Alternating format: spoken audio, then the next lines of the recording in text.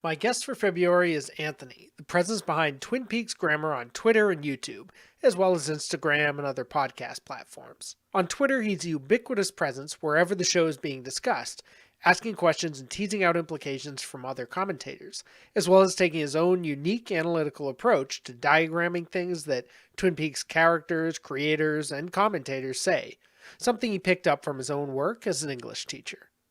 The point, as he'll explain, is to break down sentences to their communicative DNA. Which part is referring to which other part?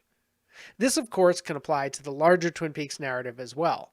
On his YouTube channel, TP Grammar, Anthony has just begun hosting his own Twin Peaks conversations, so far with the guests who have also been on my show, Cameron Cloutier to discuss the in-the-weeds process of making his epic film, Queen of Hearts, and John Bernardi and John Thorne in this case together to let their own theories bounce off of one another, as well as take the ring and frame into focus. This is where Anthony, who is quite humble and gracious about his own contributions to the community, finds his strength as something of a coordinator and a conductor whose own ideas are drawn out in relation to others.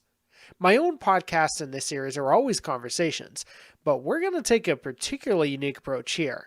At a certain point, largely in the back part of this conversation, available as always to patrons of patreon.com/lostinthemovies on the $5 a month tier, Anthony is going to ask me a series of questions, which I will answer both in very short form, timing myself to the minute, and in very, very long tangential fashion, which is why I ended up limiting myself in a lightning round in the other cases.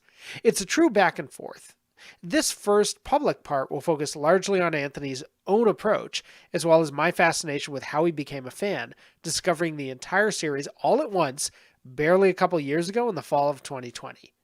What's it like to enter this world with the return already behind you, with all of the behind-the-scenes drama, new releases, and fan analysis already in the past? We'll get to that in a moment.